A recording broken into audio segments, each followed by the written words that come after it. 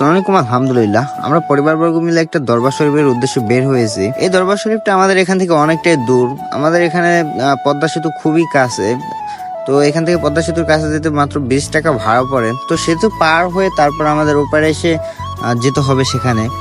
যেহেতু আমরা একদিনের জন্য বের হয়েছি, আমাদের বাসায় গরু আছে, ছাগল আছে, আর তার সাথে সাথে আমরা কিছু মুরগিও পালন করে থাকি। তো সেগুলো অন্য কারো দায়িত্বে দিয়ে আসতে হবে।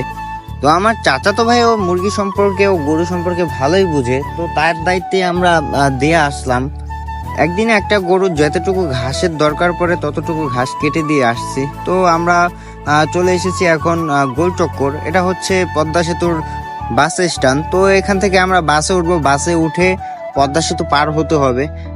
তো আমাদের কাছে পদ্মা সেতু নতুন কিছু না, এটাতে আমরা সবসময় যাতায়াত করে থাকি। আমরা ঢাকা যেতে হলেই আমাদের পদ্মা সেতুতে পার হতে হবে। তবে আমাদের আগে যতটা না কষ্ট হতো, এখানে লঞ্চ পারাপার হতে অনেকটাই কষ্ট হতো। তো পদ্মা সেতু হওয়ানে আমাদের অনেকটা সুযোগ সুবিধা হয়েছে। আগে যখন আমাদের এখানে মানুষ অসুস্থ হতো, তখন তাদেরকে ঢাকায় নিতে নিতে অনেকটা দেরি হয়ে যেত। আমরা আগে পরে অনেকবারই শুনেছি নদীতে থাকতে থাকতে অনেক মানুষ মারা গিয়েছে এই পর্যন্ত। সো আমরা অলরেডি খানবাড়ি চলে এসেছি। এখান থেকে আমাদের অটো নিতে হবে। অটোতে ভাড়া পড়বে 900 টাকা। আমরা গাড়িটা রিজার্ভ নেব। আমরা মোট মানুষ আছি 7 জন। তো 7 জন মানুষ একা অটোতে ভালোভাবে যেতে পারবো আশা করা যায়। আমাদের বিয়ের পর এখনো আমরা কোনো বড় সফর দিতে পারি নাই। এটাই আমাদের সবচেয়ে বড় সফর। প্রায় 2.5 ঘন্টা সময় লাগবে আমাদের ওখানে যেতে। এখানকার প্রত্যেকটা জমিতেই ঘাস লাগানো। এই ঘাসগুলো দেখতে কতটাই না সুন্দর দেখা যাচ্ছে, সবুজ শ্যামল মোড়ানো এই ঘাসগুলো।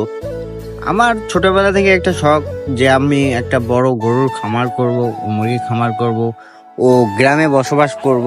এটাই আমার সবচেয়ে বড় স্বপ্ন। তো আশা করা যায় আস্তে আস্তে এই স্বপ্নগুলো আমার পূরণ হবে। একটা মানুষ তো হুট করে একটা কিছু করতে পারে না। আমরা মধ্যবিত্ত ঘরের সন্তান, আমাদের অনেকটা সময় নিতে হয়।